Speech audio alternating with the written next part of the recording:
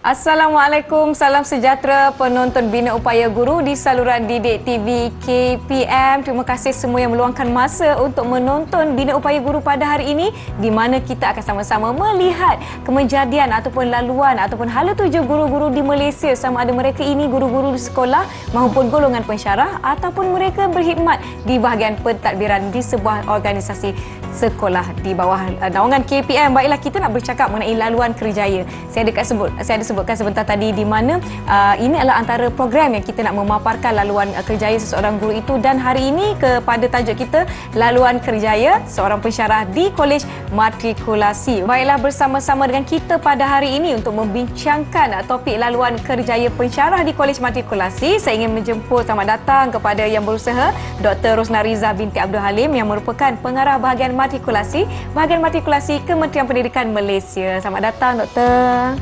Terima kasih sudi bersama-sama dengan kami. Hari ini saya pasti ramai yang nak mengetahui dengan lebih lanjut bagaimana untuk menjadi seorang pensyarah khususnya di Kolej Matrikulasi. Jadi ini ialah insan yang tepat untuk saya tanyakan soalan. Baiklah Doktor, apabila kita menyebut sebuah institusi matrikulasi, mesti kita terfikirkan ini adalah satu pusat pembelajaran ataupun pusat untuk menyediakan murid-murid sebelum mereka melangkah ke alam universiti, dan jika tidak salah saya ianya dianggap sebagai pusat pra-universiti untuk mereka keluar sana satu hari nanti disediakan sebagai murid ataupun pelajar yang orang kata apa, berketerampilan, berkualiti tinggi dan sebagainya. Jadi sebelum kita bergerak kepada topik kita hari ini, laluan kerjaya pensyarah di Kolej Matrikulasi, boleh Doktor kongsikan secara ringkasnya bagaimana bahagian matrikulasi membuat pemilihan pensyarah untuk menjadi tenaga pekerja ataupun tenaga pengajar di Kolej Matrikulasi. Silakan Doktor. Assalamualaikum Nisa. Waalaikumsalam warahmatullahi. Pertama kali saya ucapkan terima kasih kepada Didik TV kerana mengundang bahagian matrikulasi untuk membicarakan tentang laluan kerjaya guru dalam sesi Bina Upaya Guru ini. Jadi untuk makluman semua, bahagian matrikulasi mempunyai 15 buah kolej. Ya, dan kita ada 2,700 orang pensyarah. Dan pensyarah kita ni adalah sebahagian daripada 500,000 orang guru-guru di Kementerian Pendidikan Malaysia. Jadi guru-guru kita ataupun yang kita namakan pensyarah ini dah sama seperti guru-guru yang berada di kementerian, di mana proses lantikan mereka ini diuruskan oleh Suruhanjaya Perkhidmatan Pendidikan dan mereka dikategorikan sebagai pegawai perkhidmatan pendidikan. Jadi untuk pensyarah matrikulasi, kita membuka ruang dan peluang pada semua guru di Malaysia ini untuk menjadi tenaga pengajar kita, kerana kesemua guru ataupun kesemua pensyarah di matrik kebanyakannya bermula daripada seorang guru di sekolah. Jadi untuk jawatan pegawai ataupun pensyarah akademik di Kolej Matrikulasi, grade yang kita sediakan adalah daripada grade DG44, DG48 hingga ke DG52, dan semuanya akan dikategorikan sebagai guru di Kementerian Pendidikan Malaysia. Jadi bagi warga Kementerian Pendidikan Malaysia yang berminat, jadi kita ada syarat-syaratlah untuk kemasukan sebagai pensyarah. Baik, apakah kriteria-kriteria yang diperlukan? Saya nak memohon contohnya, saya telah mengajar mungkin 12 tahun. Oh, macam tua sangat ya. Mungkin telah pun mempunyai pengalaman yang luas. Jadi apakah kriteria-kriteria lain yang diperlukan untuk memohon sebagai tenaga pekerja ataupun tenaga pengajar di Kolej Matrikulasi? Okey, terima kasih Nisa. Sebagai contoh, sekiranya rakan guru kita tu sekarang dalam grade 41, sebab kemasukan di matrikulasi bermula dengan grade 44. Jadi maka mereka kena sekurang-kurangnya mempunyai prestasi tahunan mereka 85% sekurang-kurangnya, dan wajar tersebut pentinglah, sebab itu adalah syarat biasalah untuk kenaikan pangkat dan sebagainya. Dan ini perlu diambil dalam tempoh 3 tahun. Dan keduanya, mereka hendaklah bebas daripada tindakan tata tertib. Okey. Seterusnya yang ketiga, kebiasaannya sebagai seorang pejabat awam kena mengisytiharkan harta dalam tempoh 5 tahun. Dan seterusnya, mereka ni hendaklah bebas sebagai peminjam tegar. Contohnya katalah mereka sambung belajar dapat beasiswa, mereka perlulah bebas daripada hutang dan sebagainya. Dan seterusnya, untuk matrikulasi sekurang-kurangnya mempunyai ijazah sarjana muda dengan kepujian. Jadi itu antara syarat kita. Dan itulah yang kita syarat kriteria minimum lah untuk mereka datang sebagai pensyarah matrikulasi. Baik, sekarang kita dah jelas dengan syarat ataupun kriteria minimum yang diperlukan untuk mereka memohon menjadi tenaga pengajar. Bagaimana pula dengan bidang ataupun jurusan-jurusan yang diperlukan bagi mereka menjadi pensyarah di Kolej Matrikulasi? Di matrikulasi kami ada 3 jurusan utama, iaitu jurusan sains, jurusan kejuruteraan dan juga jurusan perakaunan. Jadi kalau contohnya untuk jurusan sains, jadi bidang ataupun subjek atau mata pelajaran yang kita tawarkan ialah biologi, kimia, fizik dan juga matematik. Jadi itulah pensyarah yang kita perlukan. Ada pensyarah dalam bidang biologi, fizik, matematik dan juga kimia. Kemudian bagi kejuruteraan, kita ada kejuruteraan asas, kejuruteraan awam, kejuruteraan elektrikal, elektronik dan juga mekanikal. Jadi inilah pensyarah yang kita cari dalam bidang-bidang ini. Dan terakhir sekali ialah perakaunan. Jadi dalam perakaunan kita ada beberapa komponen mata pelajaran lain seperti ekonomi, perusahaan perniagaan dan perakaunan sendirilah. Jadi komponen inilah yang kita cari selain daripada mata pelajaran yang teras seperti English, pendidikan Islam, pengajian am dan juga pendidikan moral.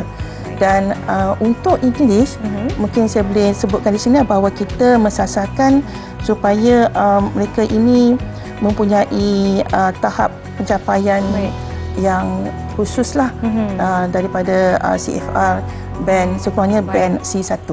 Baiklah, kini kalau kita dah jelas dengan jurusan-jurusan yang mana ini adalah bidang yang kita cari untuk menjadi pensyarah. Sekiranya anda merupakan antara guru di dalam bidang yang disebutkan, jangan ke mana-mana, kita rehat seketika. Kita akan sambung perbincangan kita selepas ini di Bina Upaya Guru Didik TV KPM.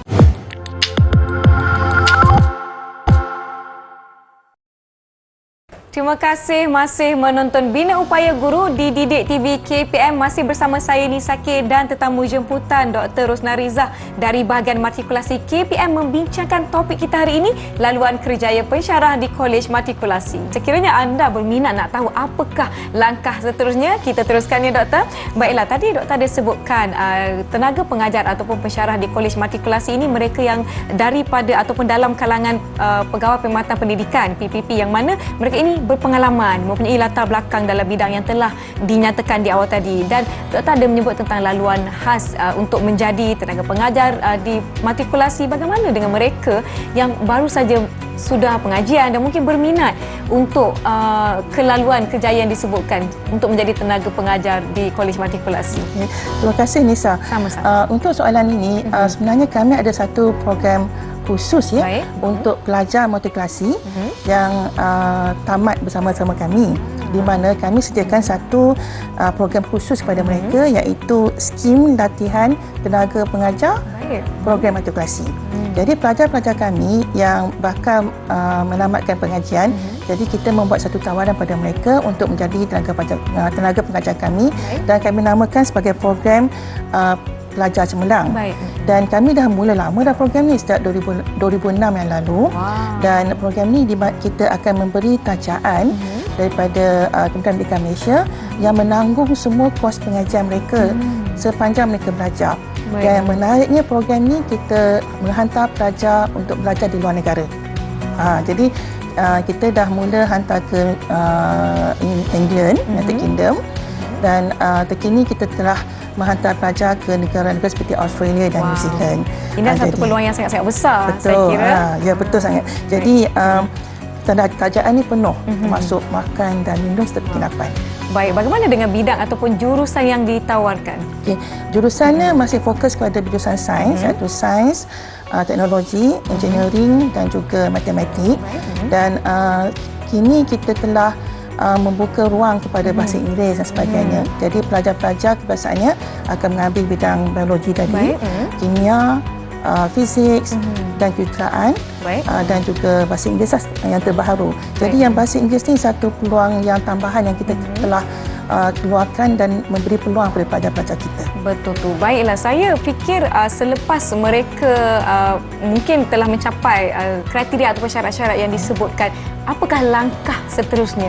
Mungkin saya berminat dan memohon dah 10 tahun mengajar di sekolah contohnya. Mungkin nak bermula ataupun langkah seterusnya untuk mereka pergi kepada laluan untuk kerjaya sebagai tenaga pengajar? Okey, kalau bagi kumpulan yang telah mengajar 10 tahun, jadi mereka ni mungkin berada dalam grade 44. Jadi untuk grade yang sebegini, mereka juga ada laluan untuk menyambung pelajaran melalui hadiah latihan persekutuan. Jadi dengan hadiah latihan persekutuan mereka boleh menyambung pelajaran di peringkat master lah, sebab mereka masuk dah ada degree kan, pergi ke master dan juga sambung belajar untuk PhD. Dan Kementerian Pendidikan Malaysia menyediakan ruang dan peluang untuk belajar dalam negara dan juga luar negara. Itu yang mereka yang telah ada yang telah masuk dalam sistem matrikulasi. Tapi bagi pelajar yang cemerlang tadi, mereka memang dengan result mereka yang cemerlang di program matrikulasi, kita bagi mereka peluang untuk sambung belajar di luar negara. Ada sebabnya, Anissa, sebab untuk mereka balik dan menjadi tenaga pengajar di program matrikulasi dan membawa budaya dan ilmu dan cara pemikiran di luar negara sana. Baik, ini merupakan satu, orang kata apa, peluang terbuka untuk kita membangunkan lagi institusi pendidikan di Malaysia. Bagaimana dengan universiti? Ianya ditawarkan bidang-bidang untuk tenaga pengajar. Okey, untuk tenaga pengajar muda kami ni, program pelajar cemerlang kita hantar ke New Zealand dan juga di Australia. Dan pilihan di sini ialah pilihan yang dalam world ranking 100 terbaik lah. Ya, sebagai contohnya, kalau di UK kita hantar ke King's College of London, lepas tu kita hantar juga ke University of Manchester, dan kalau Australia kita hantar ke University Australian National University, kemudian kita juga hantar ke University of Melbourne, dan kita ada juga Royal Melbourne Institute of Technology, itu yang terkini. Jadi kita sebenarnya college yang kita hantar ni, kita dah mengadakan satu hubungan jalinan kerjasama supaya mereka dapat menerima pelajar kita. So kalau untuk New Zealand pula, kita hantar ke University of Auckland dan juga University of Canterbury dan sebagainya. Jadi pelajar kami dah ramai yang dah berada di sana dan ramai juga yang dah kembali sebenarnya. Kembali menjadi tenaga pengajar di Kolej Matrikulasi. Jadi apakah kelebihan secara ringkasnya yang boleh doktor simpulkan untuk mereka yang mengikuti ataupun yang ingin menjadi pensyarah di Kolej Matrikulasi? Okey. Jadi dengan dua kaedah tadi, kelebihannya ialah pertama, tenaga pengajar kami ni mengajar subjek yang khusus dengan bidang mereka. Jadi mereka boleh dikatakan sebagai pakar. Dan bila mereka pakar, mereka ada peluang untuk meneruskan perkhidmatan mereka menjadi yang lebih cemerlang. Jadi kalau pelajar tadi baik pada luar negara, mereka itulah yang sandaran kita untuk meneruskan kecemerlangan tersebut. Jadi kelebihannya ialah bagi saya, kepakaran tu ada dalam bidang mereka dan mereka boleh jadi pakar rujuk dan juga idola kepada adik-adik yang bakal menyambung pelajaran. Betul, mereka menjadi contoh ataupun suri teladan kepada murid-murid yang mereka ajar, membawa pulang idea baharu, mungkin teknik baharu ataupun saya fikir persepsi dan juga mentaliti yang baru untuk membangunkan pula anak bangsa di Malaysia. Sebelum kita teruskan lagi dengan apa yang menarik mengenai menjadi ataupun laluan kerjaya pensyarah di Kolej Matrikulasi, jangan ke mana-mana, kita nak rehat seketika, kembali selepas ini ke Bina Upaya Guru Didik TV KPM.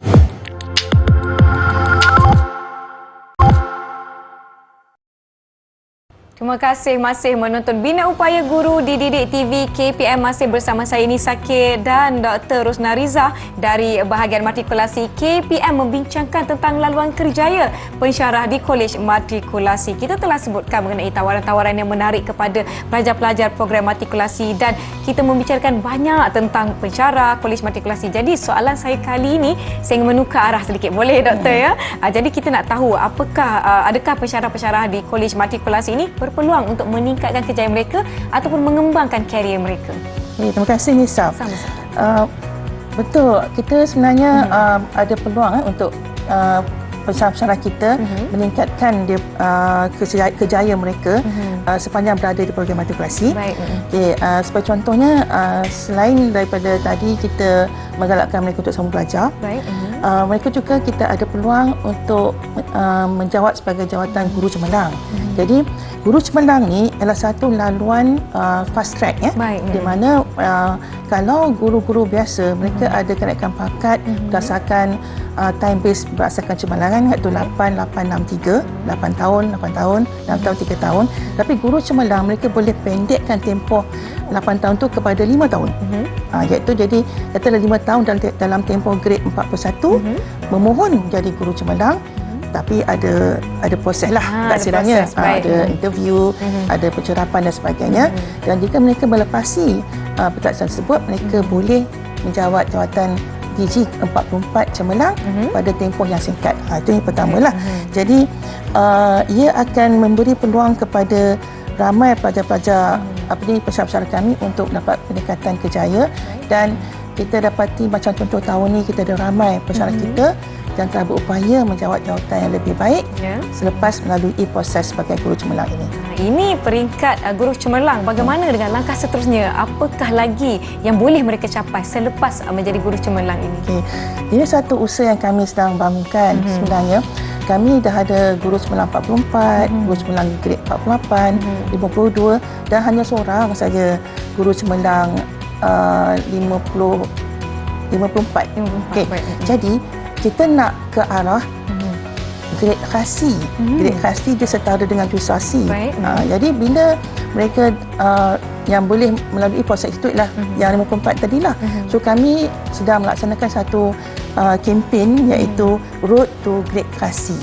Dengan harapan kami dapatlah seorang atau dua dalam tempoh 3 tahun ini, seorang pensyarah ataupun mungkin juga seorang pentadbir, sebab dia boleh pada pentadbir juga untuk mendapat pejawatan ini sebagai pegawai grade khasi. Baik, bagi mereka yang ingin memohon, saya nak menjadi pensyarah, saya dah mungkin sekurangnya tadi 3 tahun mengajar di sekolah dan sebagainya, apakah pesanan kepada mereka? Mungkin apakah perkara-perkara yang mereka perlu ingat ataupun menitik beratkan ketika memohon untuk menjadi tenaga pengajar di Kolej Matrikulasi? Pertama, saya nak balik kepada visi kementerian lah. Visi kita ialah pendidikan berkualiti, insan terdidik, negara sejahtera. Jadi bila berkata tentang pendidikan berkualiti, dia lebih kepada kurikulum yang berkualiti. Jadi program matrikulasi telah menyediakan satu kurikulum yang berkualiti yang berteraskan kepada outcome based education. Dan kami pun ke arah yang lebih berdaya saing iaitu kepada future ready kurikulum. So bila ada kurikulum berkualiti, kita kena ada pensyarah yang berkualiti ni sah. Betul. Jadi mana kita sediakan juga road to grade khasi, program-program khas untuk guru cemerlang dan juga laluan-laluan pantas untuk mereka. Selain kita bagi peluang untuk ada tenaga latihan pengajar muda tadi kan. Jadi dengan harapan ini, dengan ada kurikulum berkualiti, dengan pensyarah yang berkualiti, harapan kita ialah kita dapat menghasilkan pelajar yang berkualiti dan akhirnya balik pada hasrat kita ialah negara sejahtera.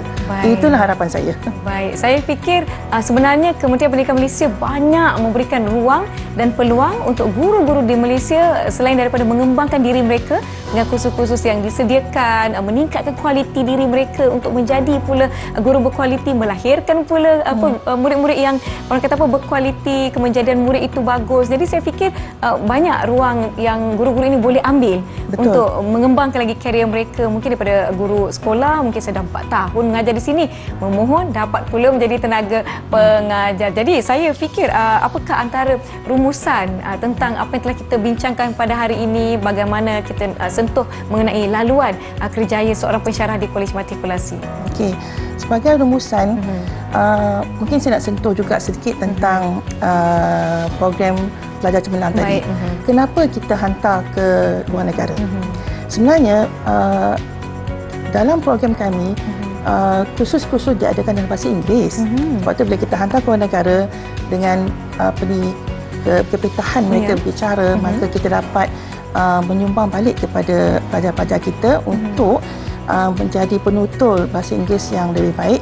Kenapa? Sebab untuk pekerjaan apabila mereka selesai belajar di universiti kelak. So itu satu cara untuk kita menggalakkan mereka berpetah berbahasa dan dapat meyakini bakal majikan untuk mereka mendapat pekerjaan. Jadi bagi saya dengan adanya pensyarah yang berkualiti dan kita sediakan satu laluan yang menarik untuk pensyarah dan jika kami dapat menarik lebih ramai lagi pensyarah-pensyarah yang berkualiti ke program matrikulasi, maka kami dapat memastikan bahawa program kami ini lebih berdaya saing dan dapat menyediakan pelajar yang bijak, pelajar yang berkompetisi untuk menjadi pelajar di universiti awam kelak. Baiklah, sebenarnya kita telah pun tiba di penghujung episod kita kali ini bercakap mengenai laluan kerjaya pensyarah di Kolej Matrikulasi. Terima kasih saya ucapkan kepada Yang Berusaha Dr. Hajah Rosnariza binti Abdul Halim yang merupakan pengarah bahagian matrikulasi Kementerian Pendidikan Malaysia kerana sudi bersama-sama dengan kami pada hari ini berkongsi input-input dan mungkin memberi idea ataupun ruang dan juga buah fikiran kepada mereka di luar sana untuk memohon ataupun mengembangkan kerjaya mereka ke tahap yang lebih baik. Terima kasih kepada penonton Didik TV KPM. Teruskan menyokong Bina Upaya Guru. Saya Nisa K. Semoga kita bertemu lagi. Terima kasih semua. Terima kasih.